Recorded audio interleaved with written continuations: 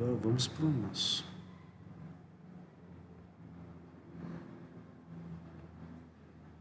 Então, bom dia, alunos. Hoje nós vamos falar sobre essa parte de introdução às máquinas de fluxo, que é a nossa primeira aula agora com alguma coisa onde a gente já entra na matéria mesmo.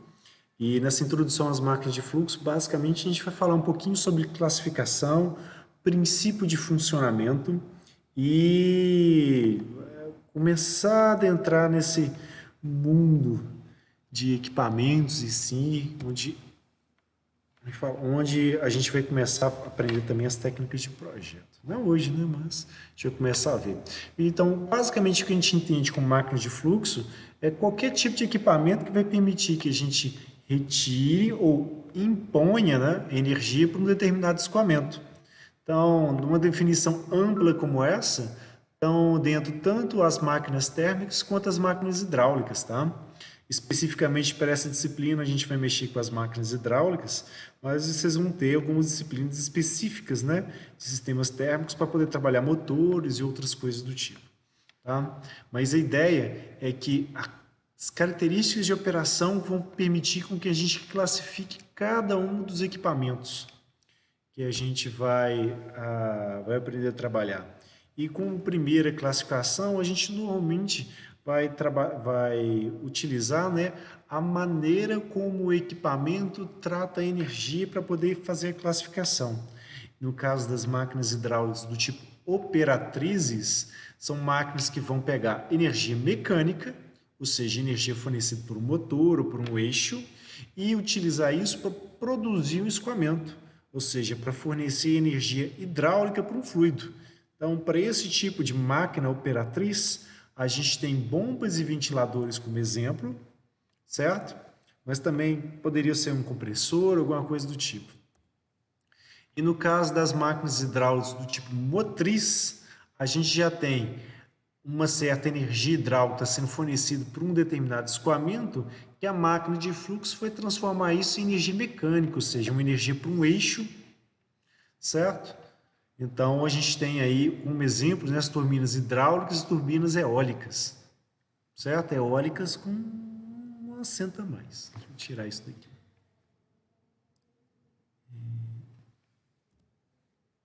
Como é bonito. Pronto. Nem era, não era, uma coisa a mais. Certo? E no caso das máquinas hidráulicas mistas, que elas não fazem o papel nem de motriz, nem de operatriz, elas basicamente vão fazer isso aqui, ó. Elas vão ser um intermediário entre dois escoamentos. Elas vão pegar a energia de um escoamento e transportar essa energia para produzir outro. No caso, como exemplo, a gente tem justamente os carneiros hidráulicos e os injetores. Eles vão pegar a energia de um escoamento para inserir em outro. Tá? Esses são os tipos de máquinas hidráulicas que a gente tem como primeira classificação. E dentro das máquinas hidráulicas operatrizes, a gente vai fazer uma subdivisão entre dois tipos em função do princípio de operação de cada um delas. A gente tem as turbobombas ou bombas dinâmicas e tem também as bombas volumétricas ou de deslocamento positivo, cujo princípio de funcionamento entre cada um deles é distinto. Então, para nos ajudar, deixa eu ver se tem um rotor aqui próximo. Sim, temos, com licença.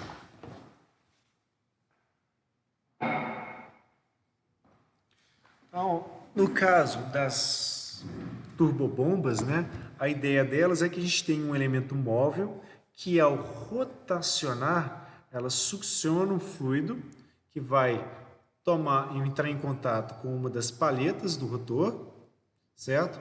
E uma vez que ele estiver em contato com essas palhetinhas, deixa eu trazer para cá, que vai ficar mais fácil vocês perceberem, tá?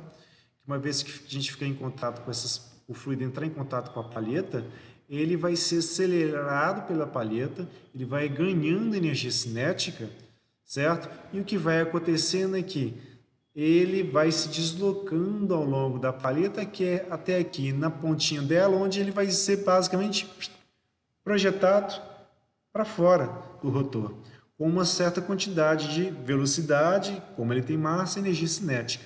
Essa energia cinética com que ele vai estar projetado vai ser captada por um caracol, ou seja, que vai direcionar ele, vai impedir que, opa, não vá para lá, siga nessa direção. E aí ele vai sendo direcionado. Isso vai fazer com que apareçam forças de sustentação sobre o fluido, certo? Em função dessa energia cinética que ele vai ter, residual, depois que ele deixa o rotor, e essa energia vai fazer com que ele recircule o interior do caracol e seja encaminhado, né, para a tubulação de recalque. E aí na tubulação de recalque, ele vai se deslocando lá, empurrando as outras partículas que estão à frente dele, certo? Então ele precisa dessa movimentação para poder fazer esse recalque. No caso das outros tipos de bomba, são as bombas do tipo deslocamento positivo, e aí para elas já vai ser um pouco diferente. A gente tem vários tipos ou subtipos para ela, que vai fazer com que esse deslocamento ocorra, mas de maneira distinta, não dependendo da inércia do fluido, mas em função da força que vai ser imposta pela máquina de fluxo para que o fluido escorra. Para a gente entender isso direitinho, tem aqui um exemplozinho, mais simplesinho, de uma bomba de lóbulos, para mostrar o que vai estar acontecendo. Aqui a gente tem os lóbulos que vão ser tocados por um motor, certo? E eles vão girando intercalados assim. Os lóbulos não vão se chocar um contra os outros, vão ter um movimento síncrono. De tal forma que, conforme esses dois lóbulos aqui se movimentam, o de cima no sentido horário e o de baixo no sentido anti-horário, o que vai acontecer é que nessa região aqui, que é a região de entrada, conforme esse lóbulo gira nesse sentido, vai abrir, e esse daqui gira no sentido oposto, vai abrindo aqui um volume nessa câmara de entrada. O que vai acontecer é que o fluido que está presente nessa região de entrada consegue perceber que, opa, se o volume aqui está aumentando, certo? A pressão está caindo, então a massa de fluido vai se deslocar para essa região onde a pressão está reduzindo, certo? Em função do aumento do volume, e na hora que ela ocupa essa região aqui, ó, conforme os lóbulos vão se deslocando, essa massa de fluido fatalmente, ela vai se movimentando junto junto do lóbulo, certo? Nas costas dele, e na hora que o lóbulo termina de fazer um pedaço do giro dele, esse volume que adentrou pela região aqui de entrada, basicamente ele vai ser confinado nessa região aqui, ó, entre as costas de um lóbulo e a frente do outro, certo? Para quê? Ser deslocado para a região de saída conforme termina o giro. E o que vai acontecer é que uma vez que ele chega nessa região de saída, olha o que vai acontecer. Eu tenho um lóbulo que está empurrando esse fluido para cá e o outro lóbulo que está chegando aqui. Então, o que vai acontecer é que o volume nessa região aqui, ó, ele vai diminuindo, fazendo com que a massa de fluido seja solicitada pelas extremidades dos lóbulos, né? E aí a gente vai ter um aumento da pressão. A pressão ficando suficientemente grande vai pegar essa massa de fluido aqui e vai fazer com que ela se desloque para a região de recalque. Então, nesse exemplo que eu estou mostrando para você, o que está acontecendo é que, em função da abertura das câmaras aqui na região de entrada, a pressão tende a cair conforme o volume aumenta e o fluido é succionado para a parte de dentro. Na região de saída, o que vai acontecendo é que o volume vai diminuindo enquanto a pressão aumenta. Isso vai fazer com que o fluido seja expulso. Então, a gente tem uma relação entre a pressão e o volume que vai acabar se mantendo constante, tanto na região de entrada quanto na região de saída, quanto aqui também durante o processo de deslocamento do fluido. Tá?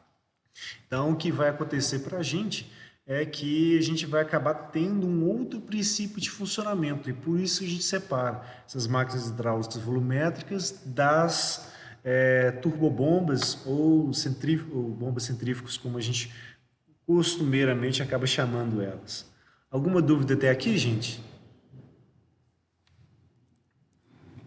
Por que o produto com pressão volume é constante? Por que ele é constante? Porque ao mesmo tempo que o volume está diminuindo, a pressão acaba crescendo, certo? Porque essa compressão aqui é gradual. Então, se fosse pensar numa equação de Bernoulli, por exemplo, né, você tem uma relação entre o que está acontecendo com o volume e a pressão que acaba, como é que fala, um vezes o outro acaba ficando sempre uma constante, tá? Isso não com o quadrado aqui no termo como é que fala? Do termo da velocidade do Bernoulli, mas uma relação entre a pressão e o volume tem que ser mantida constante. E essa constante é mantida por um motivo muito simples. O fluido é incompressível, normalmente, de trabalho para esse tipo de máquina volumétrica, tá? Então, conforme ocorrem os processos de admissão e compressão aqui para empurrar o fluido para a saída, como o fluido é incompressível, ou seja, a densidade é uma constante, a gente não vai ter variação entre as relações de pressão e volume. Tá? Aqui, não, bom dia, ótimo. Deixa eu mostrar um videozinho aqui para vocês acompanharem isso movimentando, tá? Então, aulas, vídeos. Hidráulica. Isso aqui. Não, tá aqui, ó. De hidráulica. Certo? Esse aqui é um videozinho, ele está disponível no YouTube, se a gente quisesse ver, mas eu vou mostrar aqui com um vídeo já baixado, certo? É de uma empresa, tem propaganda, eu vou pular a parte disso e vou tirar o áudio. Vou tirar o áudio do vídeo para a gente poder acompanhar, tá? O que vai acontecer? Vai mostrar a construção dela primeiro, isso é importante para a gente perceber essas características construtivas, mas só mostrando aqui, ó. Passa. Chega ao ponto. É esse aqui, ó. São dois eixos, tá? Sobre eles estão sendo montados dois mancais por eixo, certo? Esses são mancais que eles vão ser ou de esfera ou então de rolos. Tá? A Beth me ligando, desculpe. E o que vai acontecendo? Uma vez que esses mancais vão sendo montados, isso vai permitir que o eixo gire, né, com uma quantidade mínima de atrito e que eles fiquem alinhados, uma vez que esses mancais aqui, eles vão ficar pela parte de fora deles, né, fixados na carcaça da bomba. Tá? Então, primeira parte aqui, basicamente para permitir que os eixos girem, né, com o mínimo de atrito. Eles são montados aqui no corpo da bomba, certo? Aqui na parte do corpo da bomba, essa parte interna aqui, ela é oca, certo? E a gente vê essa tampinha aqui porque o óleo vai ser adicionado a partir dela e vai fazer com que esses mancais aqui eles estejam em contato com esse óleo para que esse óleo lubrifique eles e reduza os atritos, tá? Ao mesmo tempo em que vai fazer parte do sistema de resfriamento, porque o atrito do eixo com o mancal, embora seja pequeno, acaba gerando calor, e esse calor ele vai ser dissipado por meio do óleo, né, até a carcaça e a carcaça para o ar, certo? Para manter a operação dele e manter um óleo uma temperatura tal que a viscosidade dele tem que ser a viscosidade de trabalho. Né? Conseguem ver aqui que o eixo ele é chanfrado nesse pedaço aqui, porque essa parte chanfrada aqui é o que vai no eixo que vai tocar do motor. O outro eixo não precisa ser chanfrado, porque como tem que ser um movimento síncrono, vai ser montada uma engrenagem, duas rodas dentadas vão se engrenar para que o movimento de um e outro seja síncrono. Tá? E aí mostrando a montagem, né, dos anéis de vedação, que ele está mostrando aqui, e depois, nessa parte estriada aqui do eixo, ele vai montar os lóbulos, tá? Mas vamos deixar quando chegar o momento. Belo parafuso, né? Cheio dos elementos de ligação para poder ser montados. Os lóbulos aqui, notem que esse aqui é um de 3 lóbulos. Do que eu estava mostrando para você nos slides, eram só de 2, então era mais fácil visualizar. Em desenho, aqui a gente vai ver ele operando, então vai ficar interessante também. Fixação para os lóbulos e aqui a tampa, né, da bomba sendo montada. Aqui ele vai mostrar para a gente os outros elementos, por isso que ele tá voltando, tá? Ele vai mostrar a parte de fazer fixação dessas engrenagens, certo? Onde você fixa praticamente todos, exceto alguns, e tem um motivo desses alguns não serem fixados logo de início, que é justamente para permitir isso. O de baixo terminou de ser fixado, enquanto o de cima ainda pode rotacionar o eixo sem que o de baixo se mova, justamente porque ele não foi fixado ainda ao... Como é que fala? O eixo não foi fixado ainda à engrenagem, certo? E na hora que ele vai fazer essa movimentação é justamente para isso. Você tem aqui, ó, um sistema de lingueta que vai servir de ajuste para a gente, para garantir uma separação entre um lóbulo e outro, para que não ocorra efeitos de atrito, certo? Ou seja, um lóbulo não encostar no outro e se esmagar a superfície de um contra o outro, e ao mesmo tempo ficar um espaço muito pequenininho para que o fluido de trabalho não consiga escoar entre um lóbulo e outro. Embora fatalmente você tenha essas recirculações, mas elas são pequenas, tá? Assim como entre essa superfície aqui da carcaça e a superfície do lóbulo também, a limitação espacial para eles é bem pequenininha para o fluido não ficar recirculando em grande quantidade. Mas ao mesmo tempo não é como é que fala? Não é um ajuste com interferência para você ter atrito, etc., desgastar.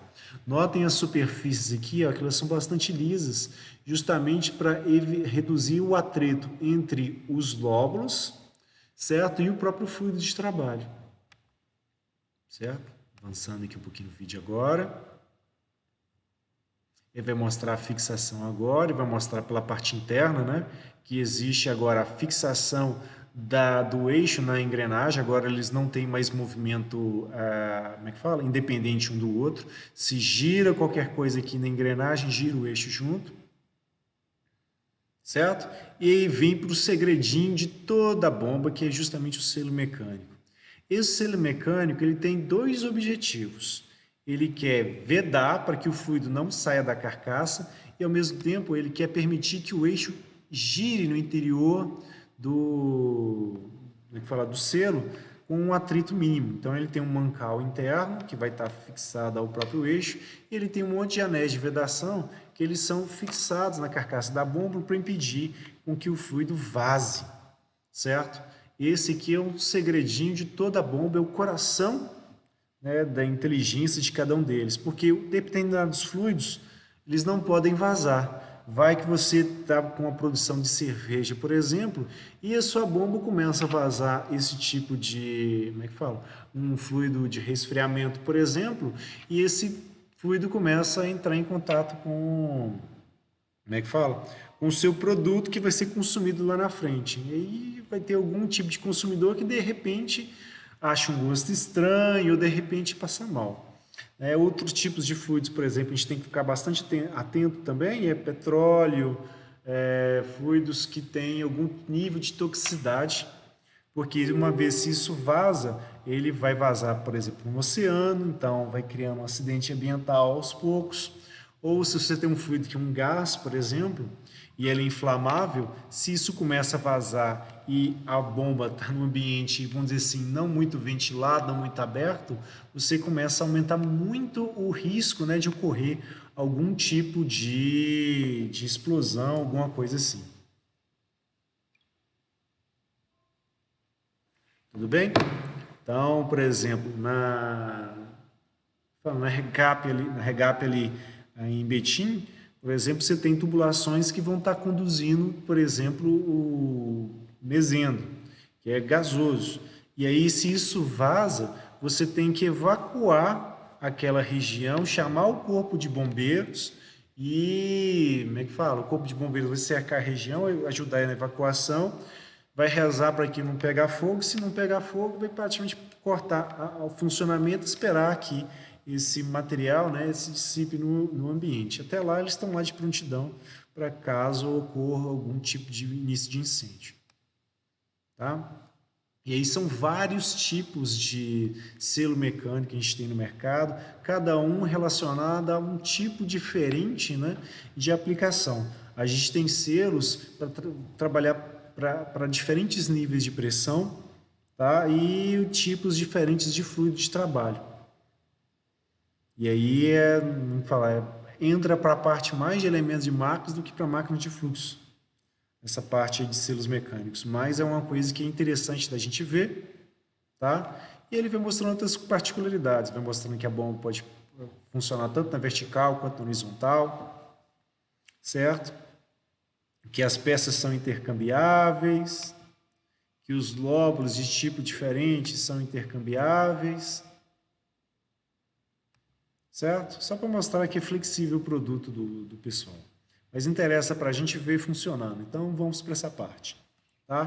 Tem a bomba de lóbulos aqui, ele vai mostrando que tem um pequeno fluido aqui, que ele está deixando escoar, e daqui a pouco vai vir ele com os particulados, são esses moranguinhos, certo? Aí qual que é a ideia? Conforme esses elementos começam a se movimentar, aí o que vai acontecendo? Vai abrindo essa câmara aqui, ó, certo? Conforme o volume vai aumentando, a pressão vai diminuindo, e como na tubulação a pressão fica maior do que essa pressão aqui na entrada, o fluido vai sendo direcionado para essa região aqui de entrada, vai sendo succionado, certo? Conforme as câmaras passam a girar, parte do fluido vai ser deslocado pelos lóbulos para a região de recalque, enquanto para a outra aqui está abrindo a câmara, ou terminando a abertura dela e succionando o fluido. Tá? Na hora que chega nesse momento aqui, onde o volume entre as câmaras começa a diminuir, a pressão desse lado aqui começa a aumentar e o fluido começa a ser recalcado por outro sentido. Esses lóbulos, eles têm bastante espaço entre as câmaras deles e as paredes, justamente para poder pegar fluido que tem algum tipo de particulado, certo? E permitir que ele passe entre um lado e o outro, sem que ele fique preso, né, entre os intervalos entre um rotor e outro. Tá? Basicamente, esse é o motivo de ter bombas desse tipo, que são as bombas de lóbulo. Tá? Só mostrando as diferentes cabeças que você pode colocar, etc, etc. Então, que para esse tipo de bomba a gente viu as principais características. Alguma dúvida, gente? Nesse videozinho aqui, nesse tipo de movimentação que a gente está vendo? Professor, por causa do delay, o vídeo ficou meio travado. Tem como você disponibilizar o link dele no YouTube? Consigo, sim. Eu coloco o linkzinho nele no YouTube para vocês assistirem, tá? Mas conseguiram pegar em maior parte? Ou teve alguma dúvida conforme eu fui explicando? Deu para entender o funcionamento, tranquilo, ótimo. A gente tem outros videozinhos para poder avaliar esse tipo de coisa e vendo outras geometrias. Por enquanto a gente vai ficar nas bombas de deslocamento positivo e nessa é naquela classificaçãozinha. Então, vindo aqui, voltando à parte de classificação, a gente está em bombas volumétricas de deslocamento positivo. Como os lobos estão ligados a um eixo, né, que está girando, então a gente tem uma bomba que é rotativa, certo? E a primeira que a gente está vendo é essa aqui de lóbulos. As outras vou mostrar aqui em figura para vocês.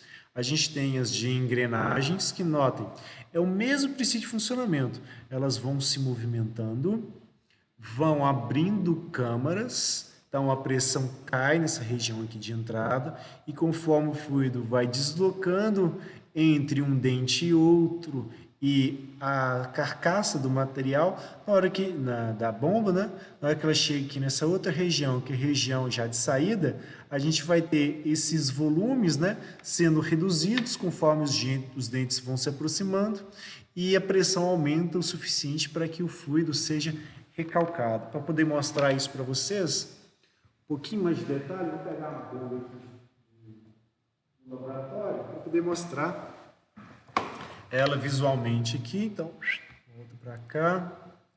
Deixa eu ver se eu consigo alterar o formato, mais ações. Entra a tela inteira.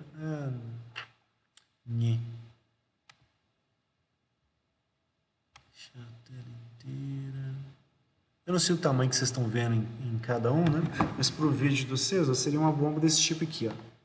Tá? A gente tem um eixo único para ela, para o movimento de um C5 com o outro. Então, as engrenagens que vão ligar uma com a outra estão aqui, ó, no próprio equipamento.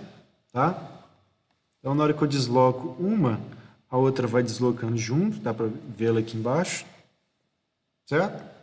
E o que vai acontecendo é que, por um lado, o fluido vai entrar, a câmara vai fazer o movimento de abertura dela e vai caminhar com o fluido até a região de saída, onde as engrenagens já vão se fechando. Que coisa pesada. Deixa eu ver aqui mais mensagens. Deu para ver, deu para ver.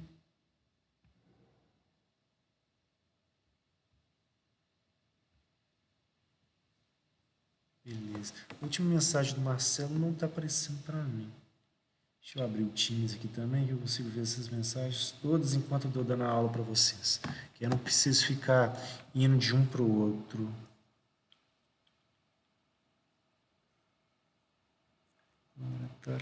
Máquina de fluxo aqui. Só quero ver aqui as mensagens. A câmera em tela cheia. Não é isso. Não é para ver as mensagens mesmas, tá? Postagens. Não quero entrar no quiz. Quero ver as chats. Isso.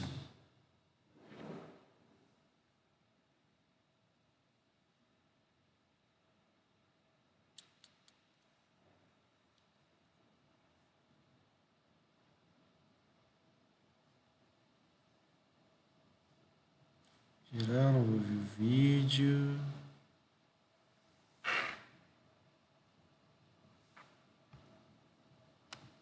É porque vocês clicam na minha imagem porque eu vejo ela pequenininha aí. Enfim. Vamos lá. Voltando aqui para a apresentação. Tá, então, no caso, a gente tem, né, essas bombas de engrenagens, onde a geometria, notem, o espaço que tem para o fluido poder escoar, ele fica bem menor, então ele admite uma quantidade muito menor de particulados. Então essas bombas, igual eu mostrei para vocês agora, que é bomba de engrenagem, que é bomba normalmente para óleo, ela admite praticamente pouca coisa em questão de material de suspensão. Então, normalmente elas estão associadas também a um filtro, no caso, filtro de óleo, na maioria dos casos, onde é basicamente papel e naquele papel, normalmente óxidos metálicos que vem junto do próprio óleo em função de desgaste, algum tipo de pedaço do equipamento em si, ele fica retido no papel e pouco particulado acaba passando por aqui, certo? Para justamente a gente não ter algum tipo de sólido, por exemplo, que venha e trave, né, um dente em um outro, certo? E a gente tem também o que a gente chama de bomba de parafusos, certo? Onde basicamente o que a gente vai ter vai ser duas engrenagens. Calma aí, tá passando um helicóptero aqui em cima da PUC. Vai ter como é que fala? Vão ser fusos, né? Com um espaço muito menor ainda para o fluido poder escoar. E normalmente são utilizados para fluidos gasosos, tá? Com principalmente ar. Então, servem de compressores, por exemplo, para ar. Eu vou mostrar um outro videozinho para vocês. Vou poder mostrar esse aqui, ó. É o 3D Animation Screw Compressor Work Principle. Esse vídeo que eu estou abrindo para vocês, tá? Aí vou guardar o delay. E basicamente a ideia é essa. A gente tem lá um monte de peças que a gente vai unir para poder formar os compressores.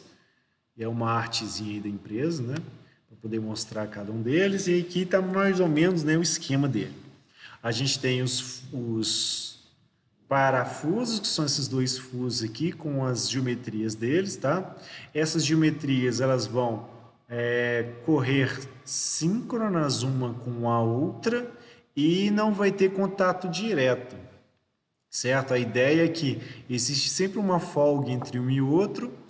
Para lubrificar esses dois elementos, normalmente a gente coloca um óleozinho aqui sobre eles. Esse óleo normalmente é pulverizado sobre o equipamento enquanto ele está se movimentando, tá? E a gente tem os elementos aqui para permitir o movimento, né? A gente tem os mancais, que estão sendo mostrados aqui, que vai permitir com que o elemento, o eixo gire, né? Alinhado com a carcaça, depois que ela for fixada, tá? Por essa quantidade absurda aqui de parafusos, certo?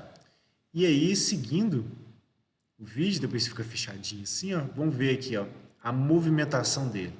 Ele vai abrir para a gente poder observar. Tá? Entra o motor, claro, para poder tocar um dos eixos, o outro vai correr síncrono ao primeiro. E aí, para de girar e mostra esse funcionamento. Passando aqui, agora sim. Vai mostrar que eles vão girar um contra o outro, certo? Mas sem que uma guia de um dos fusos, né, interfira na guia do outro, para destruir, né? E aí, na hora que gira, o que vai acontecendo é que nessa região de cá vai abrindo uma câmara, certo? Que vai succionar o ar. Quando esse ar que está sendo succionado aqui preenche essa câmara aqui, ó, ele vai caminhando junto do fuso até a região aqui de recalque, onde nela o que vai acontecendo é que o fuso vai jogando contra o outro e aí você vai tendo a compressão do fluido. Então, é que ele vai comprimindo, tanto a pressão quanto a temperatura vai levar o suficiente e ele representa isso como se fosse aqui um aquecimento, né? Como se fosse essa coloração que vai aparecendo aqui. Sai de um azul, né? Vai indo para um violeta e tendendo para os tons de vermelho, né? Até a saída ali, para mostrar o aumento da pressão e fatalmente também o aumento da temperatura durante esse processo de compressão, tá? E aí na saída a gente normalmente tem um ar que vai dar uma pressão bem maior e uma temperatura um pouco mais elevada, tá? Aqui mostrando os fusos, né, se fechando uma guia contra a outra e como o volume ficando cada vez menor, a pressão vai aumentando.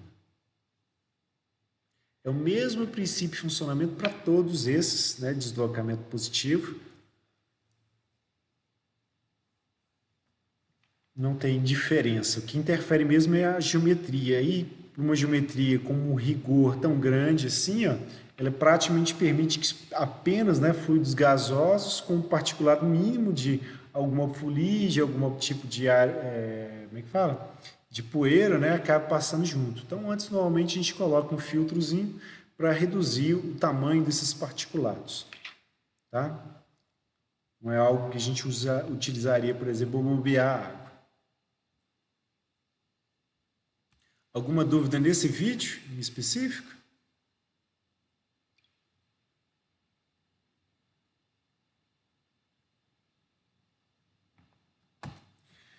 Professor, nessa bomba de engrenagens, a retenção do... Cadê?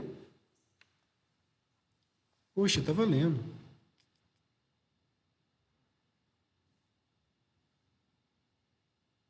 A entrada está sendo representada pela cor azul. Não só a entrada, tá? Mas a temperatura do fluido. Deixa eu ver aqui. Estou meio embolando com tintas. Certo? A tonalidade ali é para dar...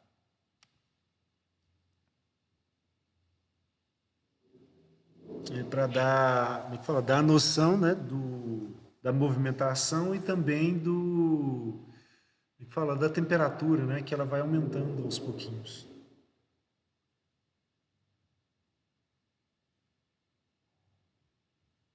Está mostrando que eu estou com alguma mensagem aqui que não foi vista. Marcelo.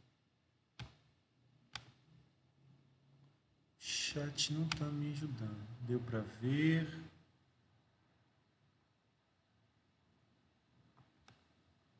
Essa linhazinha aqui do responder que tá foda. Tá bom.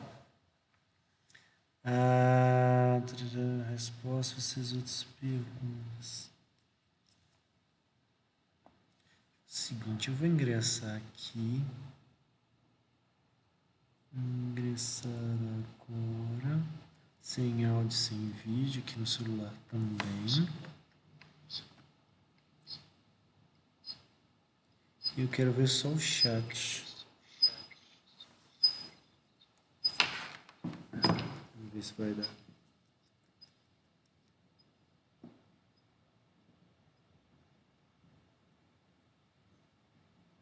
Não.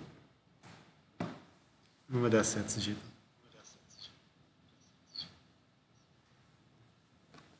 Engraçado, não tá aparecendo as mensagens todas que aparecem, só mensagem. Tá? Então, depois eu aprendo. Professor, Se se quiser ler a mensagem, que foi? se você quiser ler a mensagem para você. Ah, tá, me ajuda. Eu tô vendo aqui algumas mensagens no celular, tá? Mas é que a última mensagem, na hora que eu vou responder ela tá ficando ocultada pela opção de responder. Aí eu não vejo a mensagem, por algum motivo. Há alguma interação aqui, depois a gente acerta isso aí. Que eu vi que alguém mandou algumas mensagens, ela acabou sumindo, e parece que aqui não tá dando para acompanhar direitinho. Vê se eu parar aqui um pouquinho. Não. Isso aí. De volta. Qualquer coisa é só usar o áudio também e aí eu respondo vocês, tá? Aí, beleza. Esses são os tipos principais que a gente vai ter para bomba hidráulica do tipo rotativa, tá? Para as bombas do tipo... como é que fala? Para as bombas do tipo alternativa, o que a gente tem são as bombas do tipo de pistão, êmbolo e diafragma. Eu vou mostrar algumas para vocês e aí eu vou utilizar o próprio laboratório aqui para a gente poder ver com um pouquinho mais de detalhe, tá? Vou ativar o vídeo, conversar. Vamos acompanhar ali. Abre o vídeo. Deixa eu tirar o áudio aqui agora para poder caminhar. Pá, pá.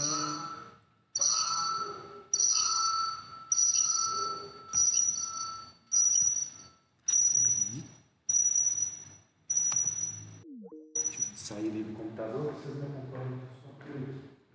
Sair do computador, vocês me acompanham só por aqui. Eu vou mostrar aqui para vocês essas bombas do tipo de nível, tá? Aqui eu estou pelo laboratório, eu vou aproveitar que eu estou com os equipamentos bem à mostra. A gente tem aqui uma bomba desse tipo, que é uma bomba de pistões, tá? Basicamente,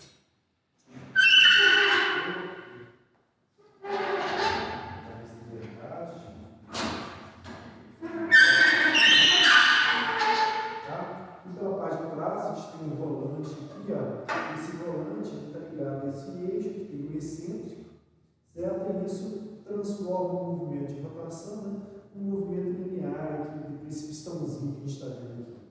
E o que acontece? Esse pistão que a gente está vendo aqui, ele vem até aqui embaixo, onde a gente tem esse sistema aqui, onde eu tenho um êmbolozinho, certo? E nesse êmbolozinho tem uma pequena válvula aqui nessa abertura aqui, é uma válvula unidirecional. Ela só permite que o fluido passe em um sentido apenas. E na parte de baixo aqui, eu tenho outra válvula, que é uma válvula tipo pé concrível, que ela também é unidirecional. Qual que é a ideia dessas válvulas? Ela só permite que o fluido passe em um sentido apenas. Então, a gente aqui, ó, válvula de pé concrível, tá? Eu tenho lá o êmbolo, que ele é móvel, certo? E na entrada, na abertura dele aqui, ó, existe um espaço entre a lateral da válvula, né, e como é que fala? A tampa dela. Quando o fluido está escoando, né, da parte das grades para a tubulação de sucção, que vem ligada aqui normalmente, a gente tem a abertura dessa válvula e o fluido passa ao redor dela. Quando o fluido tenta escoar no sentido oposto, essa válvula trava no fundo dela, certo? O disco trava no fundo da válvula e não permite que o fluido desça. Tá? Então eu tenho esses dois direcionadores aqui para o fluido. Logo na sucção dela, que é assinado, então não está mais fácil do lado. Tá? Então, na hora que ela o fluido pode entrar aqui, ele só pode vir em um sentido, e na hora que ele encontra esse êmbolozinho aqui, ele também só vai ter um sentido por escoar que é para cima. Qual que é a ideia? Quando a gente faz a descida desse êmbolo aqui, o que vai acontecer aqui na câmara de cima, a pressão vai diminuir, certo? Enquanto na câmara de baixo a pressão vai aumentar. Ela não consegue expulsar nenhum fluido nesse sentido, porque a válvula de baixo não impede que esse fluido desça, certo? Mas na parte de cima, o que vai acontecer é que, conforme ela desce,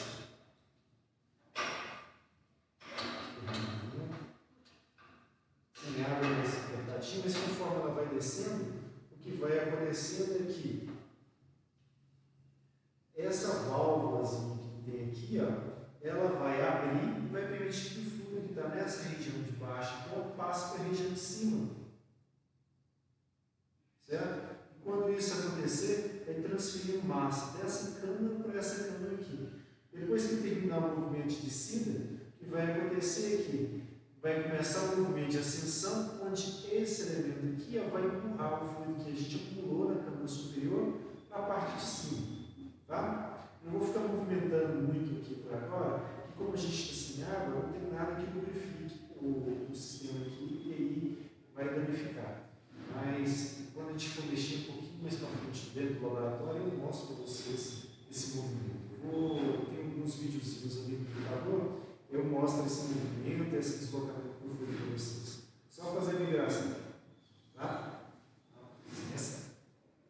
Vou voltar alguma dúvida aqui, gente? Eu vou mostrar as válvulas no videozinho para vocês e outros detalhes. Só queria mostrar ao vivo, aproveitando, né, que não é todo dia que a gente vai estar dentro do laboratório para poder trabalhar esse tipo de coisa, tá? Ok, ingressando ali. Botando. Fechando. Beleza.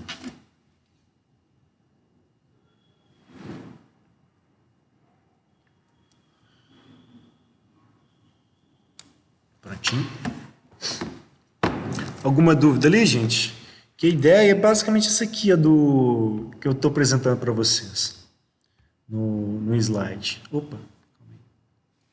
Não deve estar vendo o slide que eu não mandei projetar minha tela, né? Acabei de entrar de novo. Professor, pelo menos para mim você está sem áudio.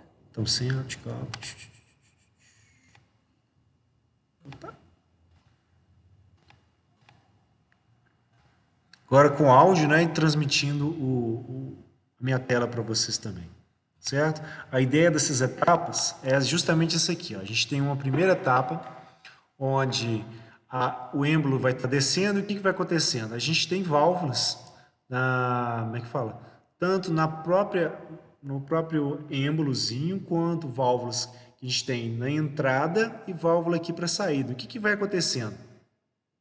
No primeiro tempo que essa válvula desce aqui, ó, o que vai acontecendo é que vai sendo comprimido essa câmara inferior, e o que existia aqui passa para a câmara superior. Se existia inicialmente ar, igual está mostrando para cá, o ar é transferido para cá, justamente porque, como houve a compressão, a pressão na face inferior vai ficar na câmara inferior vai ficar maior que a pressão na câmara superior, já que aqui, conforme desceu, o volume dela aumentou, então a pressão caiu.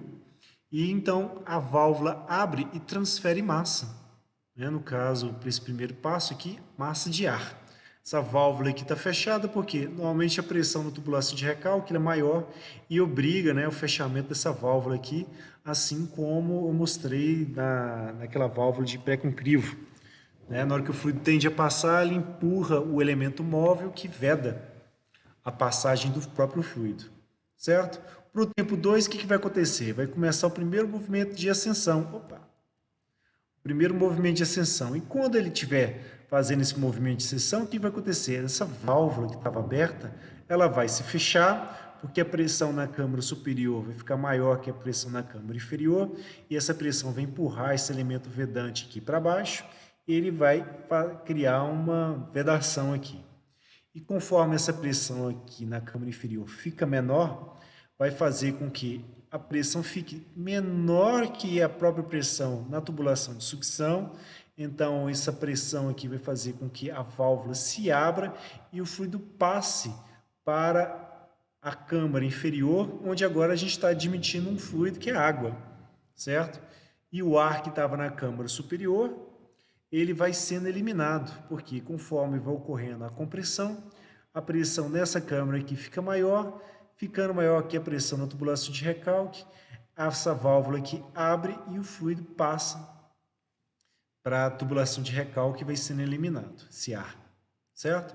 Para o próximo passo, desce de novo, a água que foi admitida agora vai vir para a câmara superior, certo? Conforme a pressão na câmara inferior fica maior que a da superior, a válvula de sucção fica fechada, a de recalque também, e aí quando for começar o movimento de ascensão novamente, o que vai acontecer? Vai abrir as duas válvulas, certo? Porque a pressão na câmara superior vai ficando maior, porque o volume dela está diminuindo, e na câmara inferior, como a pressão fica menor, a pressão da tubulação de sucção fica maior do que do interior da câmara inferior, e aí a gente tem a passagem de fluido de uma câmara para outra. Então, basicamente isso, e a gente acaba criando um escoamento, que é o que a gente chama de escoamento pulsado. Ora escoa, como aqui e aqui, por exemplo, e ora não escoa, como aqui e aqui. Então, fatalmente, a gente vai ter um escoamento que vai ter um comportamento desse tipo aqui. Ó. Deixa eu abrir um outro software bastante importante na engenharia, que é o Paint.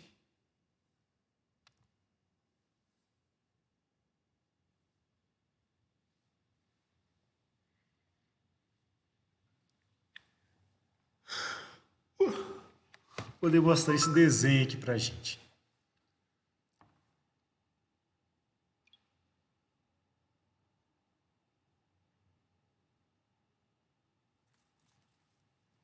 Tá abrindo.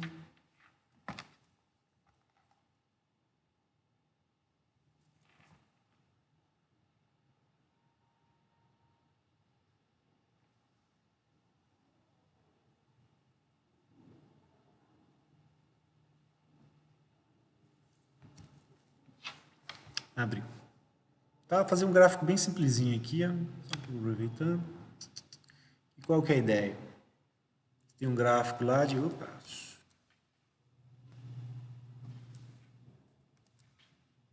Deixa eu melhorar isso aqui para mim.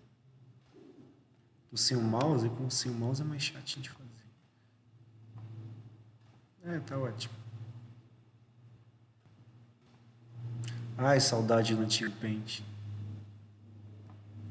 Então tem lá os dois eixos, né? Aqui vou colocar vazão e aqui o tempo.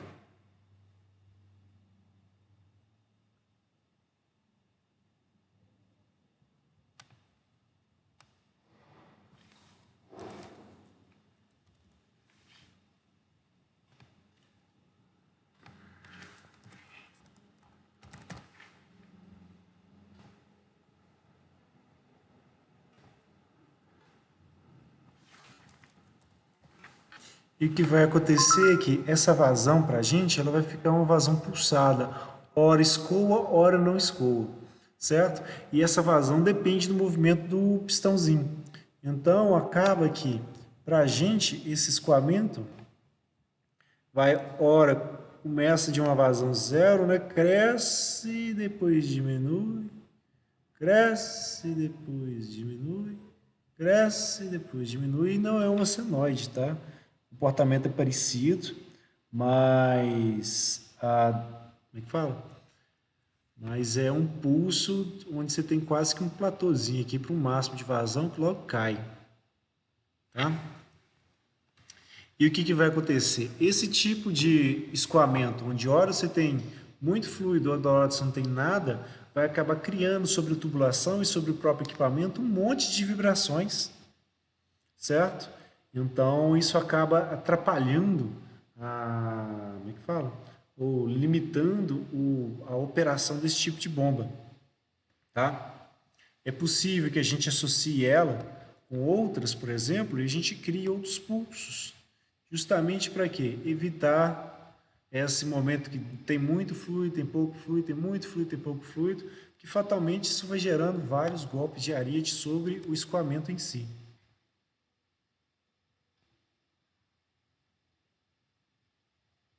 É engraçado, achei que tinha chegado a mensagem de vocês.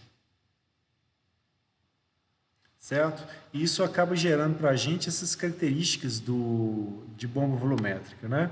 Ela é autoescorvante, ou seja, ela consegue eliminar o ar sozinho e acaba tendo muito problema de trepidação, justamente com essas bombas do tipo alternativa, tá? E aí você vai ter para pistão, êmbolo, diafragma, muita vibração aparecendo sobre ela, do nível em que, se você não isola ela do restante dos seus equipamentos, você pode ter problemas sérios de desgaste de equipamento, de vibração que vai atrapalhar como fala? Outros processos que vão estar próximos, né? E no caso de de algumas vibrações maiores, você pode de repente derrubar a casa do vizinho que está do lado do seu galpão, certo? Conhecemos alguns professores que contam histórias da época deles. Ó, o equipamento novo chegou, vamos testar. Ó, a casa do vizinho caiu. Que coisa interessante, curiosa. Exatamente quando a gente ligou o equipamento. Então, bom, qual que é a ideia? Já que vai ter vibração aparecendo sobre esse tipo de bomba, né, é preciso que a gente crie uma fundação para ela que seja adequada a absorver essa vibração. Então, o que é feito é um buraco no chão, né, faça uma estrutura em concreto ou cimento, onde vai ser feita a fixação do equipamento, e ao redor dessa fixação em cimento e do solo, a gente coloca areia para que a areia absorva essa vibração e ela não seja transportada pelo solo para os outros equipamentos. Porque você tem uma bomba dessa, uma plana do lado, a plana vai ficar igual disco riscado, vai ficar pulando de trilha em trilha, né? E vai formando uma superfície que é tudo menos um plano. Tudo bem?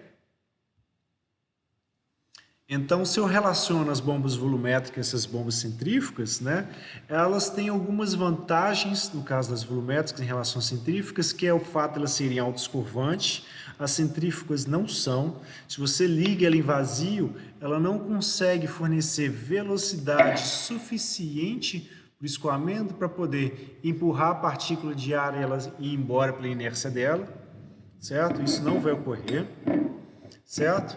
E o que ocorre é que, para essas bombas tipo volumétricas, né, elas vão trabalhar com pressões mais elevadas, e nessas pressões mais elevadas elas são mais eficientes, certo? Embora a vazão seja menor, né, ela é mais eficiente para nível de pressão maior. Agora, essas bombas volumétricas, elas têm problemas em relação às centrífugas, porque vazão que é recalcada em pulsos, etc., ela acaba criando essas vibrações que a gente falou, acaba ocupando um espaço bem maior, né? Como a velocidade delas é mais baixa de operação, normalmente elas vão requerer, como é que fala? Ou dimensões maiores para compensar a baixa vazão, certo? De deslocamento, e nisso ela vai requerer que as fundações sejam bem mais rígidas, vai precisar de muitas válvulas para poder operar, e com mais elementos elas fatalmente vão precisar de mais manutenção. Então, se aumenta o custo de manutenção, certo? E se a eficiência entre uma e outra não for adequada, você pode, inclusive, aumentar o custo de operação de uma bomba para outra. Tá? A ideia é que a gente consiga, ao longo do curso, né, aprender quando que a gente seleciona uma ou outra bomba para poder operar, certo? E aí, para a gente que acabou de vir aqui, ó, caminhar um pouquinho dentro dessas bombas de deslocamento positivo, sejam elas rotativas, desse tipo, bombas do tipo alternativas, que são as de pistão, êmbolo e diafragma, e a gente consiga trabalhar um pouquinho mais aqui dentro dessa parte aqui de turbobombas, quando a gente for ver os tipos de rotores e por que a gente acaba classificando elas em centrífugas, fluxos mistos, radial ou regenerativo, etc. Então, vindo para cá, para a gente acompanhar um pouquinho a geometria, tá? Para as máquinas hidráulicas operatrizes, que têm eixos associados, tem rotores associados em eixos. Quando elas forem transferir energia para o fluido, o rotor que a gente vai utilizar, ela pode ter essa característica de ser um rotor mais aberto, certo? Semi-aberto, onde normalmente a gente coloca um disco associada à superfície do rotor. Deixa eu mostrar aqui para vocês. Estão vendo a minha câmera também, para mostrar para vocês o rotor ou só a apresentação? Agora deve estar vendo. Certo? Aqui um semi-aberto. Tá? Onde você tem, como é que fala? A palheta aqui e no fundo dela você tem a fixação dessa chapa. Certo? Essa chapa é para não deixar com que o fluido atravesse de um lado para o outro. Tá? Para ajudar a direcionar o fluido para a palheta em si. No semi-aberto, aí ele já não tem essa palheta no fundo, é para trabalhar com material que admite mais partículas em suspensão, para que ele não tenha mais dificuldade em se aderir à superfície das palhetas, tá? E com a própria movimentação, às vezes, se alguma coisa adere, ou um pedaço dela de barro, por exemplo, fica aderido, por exemplo, às vezes com a própria movimentação, o próprio fluido consegue retirar. Isso, tá? Se não, aí de quando em quando tem que efetivamente abrir a bomba, retirar o que ficou incrustado no rotor para poder trabalhar. E o último para a gente é um rotor do tipo fechado.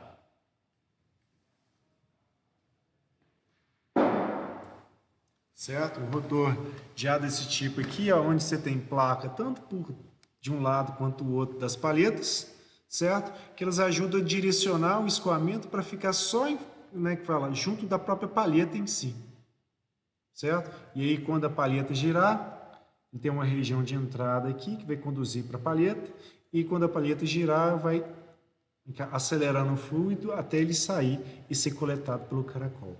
Então, o princípio de funcionamento é bem diferente, né? Muito mais dependente do efeito da inércia de movimento do próprio fluido para poder operar. Então, essas geometrias aqui se dão basicamente para a gente poder trabalhar fluidos com mais particulados ou menos particulados, tá? No caso de bombas domésticas, por exemplo, a gente tem para lavar louças, máquina de lavar, além de ser rotores abertos, normalmente são rotores que são até a 90 graus, ou seja, sem curvatura aqui na pá, justamente porque a altura manométrica que eles têm que vencer são muito pequenas. Então, eles optam por esse tipo de rotor justamente para atrapalhar a fixação do fluido na superfície do rotor, tá?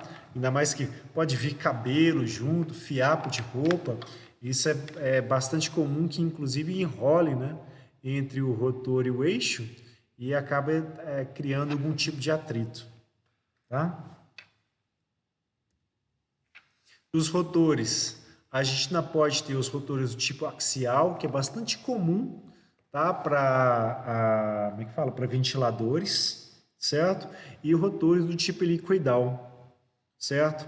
E um rotor de tipo helicoidal de fácil visualização para a gente seria as pás, por exemplo, do liquidificador, certo? Que o objetivo deles é que na hora que o fluido entre em contato com eles, ele seja expulso para as laterais, mas ganhe bastante força de sustentação para ele se afastar. Aí, no caso do liquidificador, ele se afasta para cima, né, até atingir uma determinada altura, onde a inércia do fluido não consegue mais fazer com que ele suba, e aí ele cai. Quando cai, ele cai pelo centro. E ele volta nessa região aqui de entrada para poder ser recalcado. E, no caso do liquidificador, né, você tem alguma parte das hélices também elas são afiadas para poder fazer o corte, né, dos materiais em suspensão ali, cenourinha para poder fazer um bolinho, que mais? Alho para poder fazer um tempero e outras coisas assim. Então é um rotor do mesmo jeito, só que um rotor que também tem a função de triturar, né, o alimento, justamente porque ele faz ele recircular e ele é afiado para isso, tá? Ficar realizando corte enquanto promove movimentação. Tudo bem aqui, gente? Os rotores. Precisando dar uma atualizada nas figuras, deixar elas mais bonitinhas. Diga. Deu para entender? Falei sim. Então tá bom. A gente também tem a possibilidade desses rotores eles serem associados entre si, certo? A gente pode ter o rotor de duplo, onde a sucção vem para os dois lados dele, e conforme ele gira, né, ele recalca radialmente esse fluido, tá? E aí o que acontece? Se a gente pensa em questão de distribuição de forças, quando a gente pega um rotor desse tipo aqui, ó, e o fluido vem entrando, ele vai succionando o fluido e vai acelerando ele para seguir nesse sentido. E depois, quando ele sai radial, e vai sendo expulsado para fora desses rotores. E aí pensa, se o fluido está vindo nesse sentido e depois não pode continuar seguindo nesse sentido, é porque o rotor faz uma força no sentido oposto para ele, né? Não deixa ele atravessar. Certo? Se tem uma força radial, vai ter um monte de fluidos, né, que vão sendo acelerados para cada uma dessas direções aqui, e você vai ter várias forças radiais aqui que vão se cancelar, mas essa força horizontal aqui não se cancela, né? Mas se você tem, né, uma sucção pelos dois lados, o que vai acontecer é que a força que vai ser feita sobre o fluido pelo rotor, no sentido oposto do escoamento da região de entrada, ela vai cancelar com o do outro. Então, você vai ter um rotor que ele consegue estar como é que fala? Vai estar em um equilíbrio mecânico de forças, né? Sem essa força horizontal aparecendo. E então, você libera os mancais da bomba, né? Para não ter que resistir a esse tipo de esforço. E, claro, vai ter menos atrito em função disso. Você consegue, inclusive, trabalhar rotores de esfera, esse tipo de bomba aqui, sem problema. Tá? Qual que é o detalhe? Como ela é de dupla sucção, a vazão para esse tipo de rotor aqui, normalmente ele é maior, certo? Porque conforme ele gira, né, ele vai succionar tanto por um lado quanto pelo outro, então eu tenho maior área para o escoamento do fluido, eu vou ter maior vazão também. Os rotores que a gente pode associar, o que a gente chama de rotor multicelular, aí eu vou pegar aqui o exemplo para vocês, está bem próximo da gente. Ele é leve, essa vantagem. São rotores normalmente utilizados em poços artesianos, tá? Porque qual que é a ideia? Cada uma dessas células aqui, ó, possui um rotorzinho próprio, certo? E quando ela gira, a ideia é que esse rotor vai succionar o fluido, certo? E vai direcionar, o caracol vai direcionar esse fluido para o próximo rotor. Então, para o fluido em si, ele pega, né, o escoamento, direciona, né, da entrada para a saída, e da saída já vai para o próximo rotor. Isso para quê? Ganhar em altura manométrica. Normalmente esses tipos de bombas, né, eles não são rotores de grandes diâmetros, eles têm um diâmetro reduzido, porque eles vão ser colocados em um furo no solo. Então chega uma máquina, por exemplo, que é uma perfuratriz, faz o furo até chegar num poço artesiano, alguma coisa assim, um lençol freático qualquer, e aí o espaço que você vai ter para colocar a bomba é o espaço do próprio furo. Então ela tem que ter mais ou menos o formato do furo, e por isso vários rotores de pequenos diâmetros que ao rotacionar elas vão direcionando de um para o outro e a gente vai ganhando em altura manométrica entre cada um desses rotores aqui. Tá? A gente vai estudar ainda associação de bombas, né? Em paralelo, igual a gente está vendo aqui, em série, igual a gente está vendo aqui, e vai ver os efeitos que isso tem sobre o escoamento, sobre as curvas da bomba em si, e o que acontece com a curva da associação desses múltiplos rotores. Tá? Por enquanto, é mais saber que existe, saber que funciona e que vai fazer parte aí do nosso repertório. Tá? É possível também classificar essas máquinas de acordo com o nível de pressão de trabalho delas. No caso das bombas operatrizes, a gente pode classificar elas bombas de baixa pressão, se a pressão delas é equivalente a um valor menor do que 15 metros de coluna de água, entre 15 e 50 é de média pressão, e entre 50, acima de 50 metros de coluna de água já são bombas de alta pressão. É bomba que se você, na saída dela, coloca como é que fala? Uma chapa, por exemplo, ela já vai começar a deformar ela. Se coloca o dedo, você pode ficar sem ele, né? Ou pelo menos com como é que fala? Sair com um machucado meio feio, certo? E de acordo com o posicionamento do eixo, a gente pode classificar essa bomba como sendo vertical ou horizontal, certo? Algumas bombas são feitas para trabalhar apenas na vertical, como o caso desses rotores aqui, ó, multicelulares, certo? E outras já são mais para trabalhar na horizontal, como, por exemplo, esses rotores aqui de dupla sucção. Certo? É em função do posicionamento do eixo da bomba. Certo? É que os elementos que normalmente constituem a bomba. Ao invés de ficar mostrando aqui, eu vou optar por mostrar para vocês no equipamento mesmo, tá? E vou ingressar aqui no vídeo.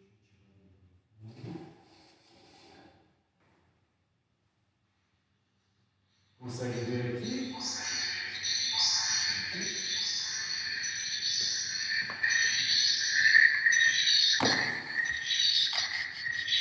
Deixa eu fechar aqui novamente. É porque eu abro em dois, né? Aí ele pega o áudio dos dois e vai multiplicando. Aí ele gerando eco horroroso. Mas basicamente aqui, ó. A gente vê na bomba, tá? Essa parte de falar só no geral aqui, para vocês não vai ficar bom. Isso assim, né? Mas basicamente, quando a gente a gente pega uma bomba e vai simplesmente vendo os elementos mecânicos que compõem ela, fica uma coisa muito decorada. Aos pouquinhos a gente vai vendo, né, conforme evoluindo a disciplina, né, cada um deles tem um motivo de existir. Primeiro a gente tem aqui, ó, a parte de baixo, uma fixação para eles, tá? Normalmente é feito em cimento, aqui a gente está vendo só em madeira, porque é um modelinho que a gente está vendo. A gente tem na carcaça da bomba. Acidentes acontecem, né? A gente tem as fixações que estão sendo feitas aqui, para ela, tá? Então, normalmente são alguns parafusos que a gente coloca. Eles têm algum tipo de elemento aqui, tipo borracha, para justamente evitar ou filtrar a parte da vibração, absorver parte dela, tá? Acaba dando bastante. E pela parte de fora do corpo, a gente tem etiquetas que vão dar algum tipo de indicação, né? Quais são o tipo, potência, coisas assim, as informações que normalmente a gente precisa para poder, em caso de manutenção, comprar algum tipo de equipamento específico, etc. Sem querer fazer propaganda para o equipamento, né? Mas já é tudo outro, certo? A gente tem aqui, ó, nessa parte da câmera aqui, ó, um pedaço do eixo, nessa parte aqui, ó, já é chanfrada, porque aqui vai vir uma luva, ou depois o próprio eixo do motor, que vai tocar ela. Aqui, basicamente, a gente tem os mancais dela. Nota que são mancais aqui, que não são mancais de esfera. Deixa eu ver se eu consigo mostrar para vocês. São pequenos bolinhos, tá? Que vão permitir que, além das forças radiais, ele também absorva parte das forças horizontais da montagem, tá? Vamos para essa bomba aqui específica. E aqui no interior dessa câmara é onde a gente coloca óleo, tá? Através desse sisteminha aqui, e tem um outro embaixo para poder fazer a curva desse óleo, onde esse óleo vai fazer lubrificação, tá? Para reduzir o atrito que a gente vai ter entre os elementos móveis do mancar e o próprio eixo, certo? Tem um sistema de vedação aqui, ó, dessa câmara de óleo, e na hora que a gente veio para cá, a gente tem o silo mecânico. Eu mostrei para vocês no outro vídeo, mas nesse daqui dá para perceber o seguinte: ele tem umas aberturas aqui, um monte de mola para poder fazer a expansão das paredes do posicionamento correto, do rotor, né, junto com o próprio eixo, para impedir, né, que o fluido vaze, em função dessas vedações aqui que a gente está vendo no vidinho, tá? Esse elemento para ser conformado mesmo. Ele tem as fixações aqui para prensar um sobre o outro. E tem várias molas, para justamente a gente permitir que a gente faça, né, os ajustes de uma superfície para outra. Porque a parte externa do anel de vedação ela tem que ficar muito justa com a carcaça do rotor, a carcaça da bomba, tá? Para não ter vazamento, certo? Enquanto pela parte interna o eixo tem de girar sem que vaze, certo? E aí a gente vem para a parte aqui do rotor, a gente tem um rotor aqui extremo, por assim dizer, um rotor do tipo semiaberto, mas ele não completa nessa região aqui, ó. Isso porque na hora que o fluido chega aqui pela região de entrada ou região de sucção, ele já vai sendo direcionado e como ele praticamente perde toda a velocidade que ele teria nessa direção aqui, ele não precisa continuar com essa chapa aqui, ó, completando. Então ele já corta aqui, ó, e já mantém só isso aqui para caracterizar ele como semi-aberto, tá? E na hora que o fluido, na hora que o rotor gira, né, ele vai direcionando, vai acelerando as partículas do fluido através das paletas até a região de saída. Notem que ele tem uma espessura maior aqui na região de entrada e aqui na saída ele já vai afinando até praticamente ficar sem nada, tá? De espessura. Isso ajuda no efeito de a gente aumentar a altura manométrica vai ser exposta, quanto de vazão o rotor vai dar para a gente, certo? E aí, na saída aqui do motor, a gente tem o fluido encontrando o caracol, que é basicamente essa carcaça aqui que vai envolver o rotor. Esse caracol, vou mostrar outra bomba aqui para a gente ver. Esse caracol ele não é um círculo perfeito. Ele vai crescendo, certo? Ao longo, como é que fala? Conforme ele envolve o rotor que a gente está vendo aqui. Tá? Esse aqui é um rotor de ferro fundido que está revestido com material vulcânico, certo? E está aqui justamente para proteger o rotor de corrosão, porque era de uma indústria química, etc. Até o próprio caracol, no caso, ele foi de material vulcanizado. Tá?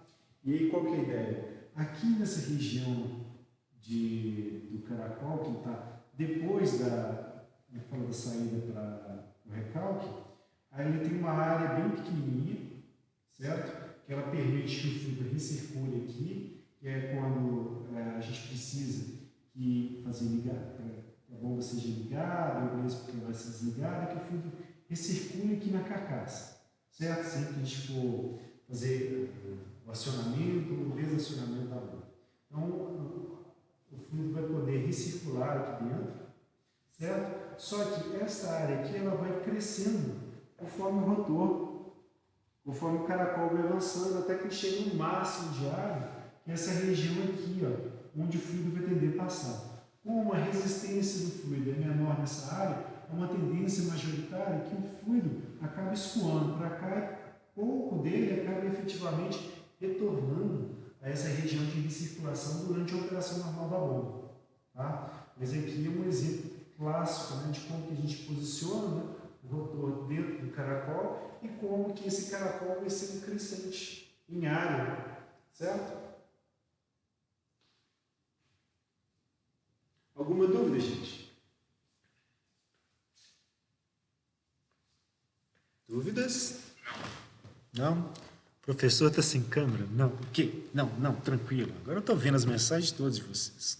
Deixa eu mudar aqui para o vídeo de novo. Então, espere uma microfonia aí. Ingressar. Isso agora.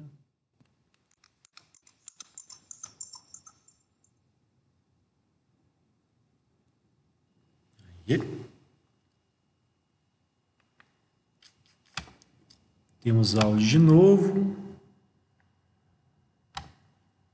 Já estamos compartilhando a tela de trabalho. E aí mostrando os mesmos elementos, tá? Tem alguns aí que estão, como é que fala? Estão aparecendo que a gente não mostrou antes, que são a parte do cubo inferior, né? Que é para poder fazer a comunicação do eixo, outras coisas lá, aqui os mancais de escorregamento, para poder fazer os acoplamentos lá com o motor. Tem algumas polias aqui que vão servir de volante de inércia. Professor, aparentemente... Oi?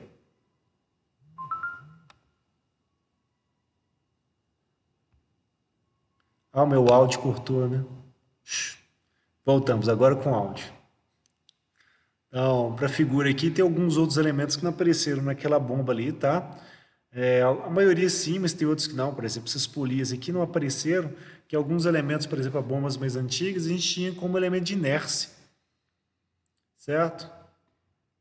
E etc. Mas de resto, tudo aqui. Os mancais aqui estão mostrando mancal de escorregamento, porque para essa bomba que ele está mostrando aqui, os mancais em si eram mancais de escorregamento. Certo? Os outros que eu mostrei ali eram de já eram com outros elementos móveis, eram, como é que fala, rolinhos que tem na bomba, certo? Mas é calça, assento, etc. As partes que mais interessam para o engenheiro mecânico é fatalmente o rotor, o caracol e o, como é que fala? E o selo mecânico, tá? Essas são as partes principais que a gente mais fica preocupado com a bomba. Que de resto, parafuso, etc. E tem outra fábrica que acaba normalmente fornecendo para a gente. Certo? A gente também, para ventilador, a gente acaba classificando eles de acordo com, já que ele também é bomba do tipo operatriz, tá? A gente acaba classificando também eles em função do nível de pressão de trabalho, e esse nível de pressão para o ventilador é bem menorzinho, né? Enquanto o outro, baixa pressão, considerava menor que 15 metros de água, de coluna de água, esse aqui, como é que fala? Ventilador de alta pressão está chegando em 1 metro de coluna de água, tá? Então, tem uma classificação aqui de acordo com o nível de pressão de trabalho e também tem classificação de acordo com a geometria do rotor. A gente tem os rotores que são centrífugos, que são normalmente os rotores industriais que a gente usa para deslocar grandes massas de fluido com grandes alturas, e a gente tem aqueles ventiladores de casa, que são normalmente ventiladores axiais. Eles basicamente pegam o escoamento, né, as partículas do fluido, e aceleram-las para frente, certo? E entre a geometria de axial e centrífugo, a gente tem geometrias intermediárias que estão aí para fornecer vazões intermediárias entre a grande vazão que o axial fornece e a altura maior que o centrífugo fornece, tá? E aí, desses rotores, aí mostrando especificamente desses rotores do tipo centrífugo, tá? Que na hora que a gente coloca as pás nele, as pás elas podem ser retas, podem ser curvadas para trás, podem ser curvadas para frente, ou elas podem ser inclinadas para trás ou ainda pode ser em aerofólio. Aí o de aerofólio eu mostro depois para vocês. Tá? Que é basicamente, ela é curva, em formato de gota e voltada para trás, que é que dá maior eficiência, maior vazão em alguns pontos. A ideia de ter tantas geometrias diferentes para rotor é para poder atender diferentes campos de operação com eficiência mais elevada, tá? E na hora que a gente vai falar sobre turbinas, onde basicamente agora a gente está tratando das máquinas hidráulicas do tipo motrizes, normalmente a classificação delas é dada em função do grau de reação. Esse grau de reação é basicamente quanto de energia de pressão a turbina está absorvendo o escoamento em relação à altura total que estaria disponível, ou seja, de pressão mais a cinética para a turbina poder acionar, certo? A turbina mais simples, ou a turbina de grau de reação menor, é a turbina do tipo Pelton. Essa turbina do tipo Pelton é esse tipo de turbina aqui, ó, onde como é que fala? O escoamento, ou do escoamento, não vai aproveitar nada da energia de pressão. Ele vai simplesmente aproveitar a energia cinética do escoamento conforme o jato incide sobre a concha que forma esse tipo de rotor e essa concha vai dividir o escoamento em dois, certo? E impulsionando ele para trás, fazendo com que uma quantidade muito grande de energia cinética do jato seja absorvida pelo rotor. E a gente tem várias conchas aqui, é justamente para quê? Conforme ele gira, fazer a transição de uma concha para outra e o ângulo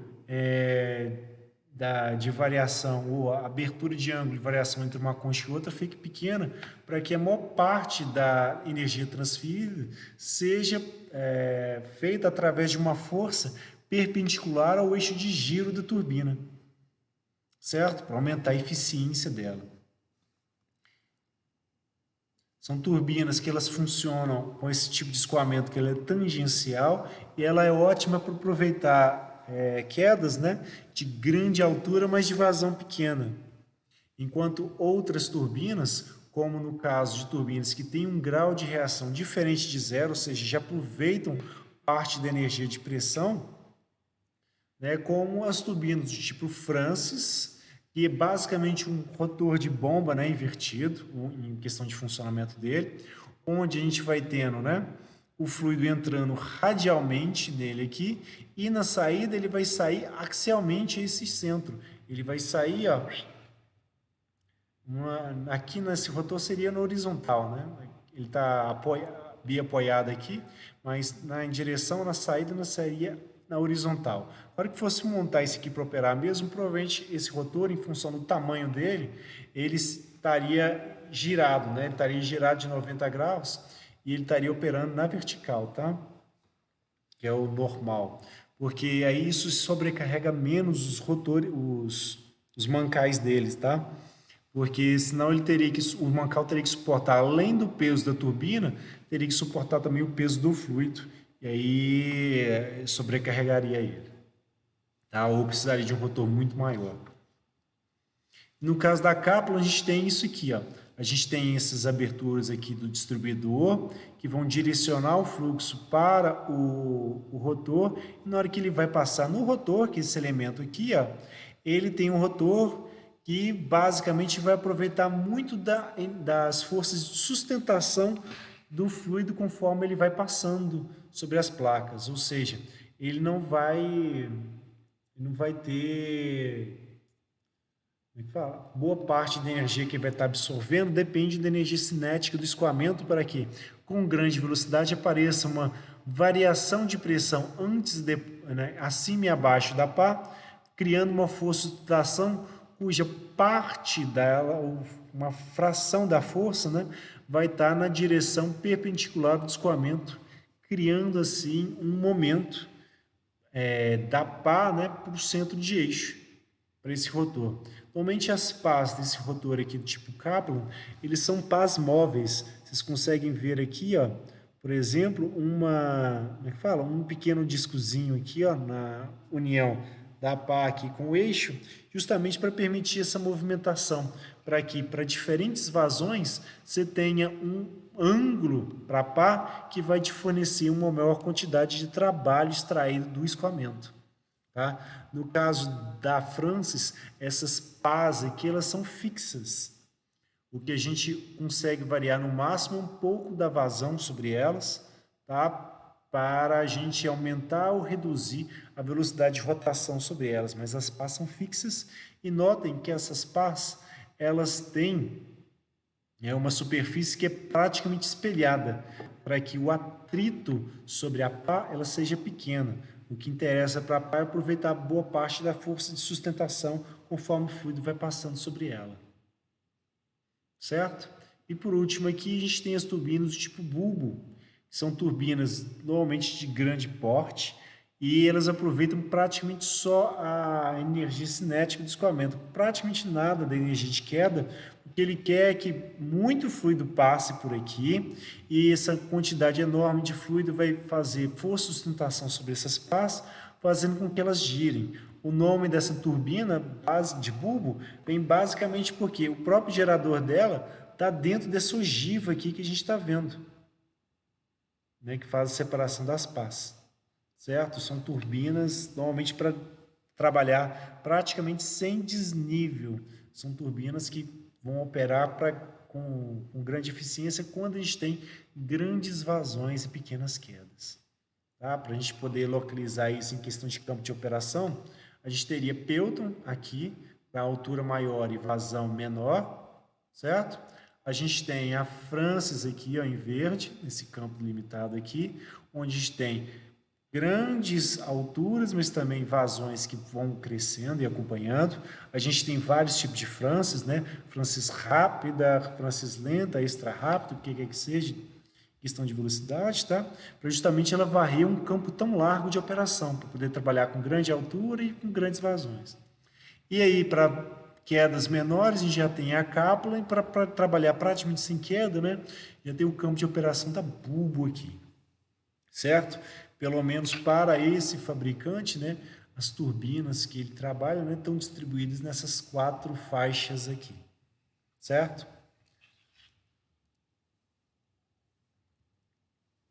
Basicamente isso que eu queria passar para vocês na parte de classificação de turbinas. na verdade, classificação ou uma introdução a esses equipamentos. Ao longo do semestre, a gente vai estudando cada um deles com mais cuidado, né? A gente tem uma apresentação só para ventilador, a gente tem uma apresentação só como é que fala? Para turbina, a gente tem várias apresentações para bombas, que é o enfoque do curso, tá? Aí eu pergunto para vocês, alguma dúvida, gente, no que nós vimos?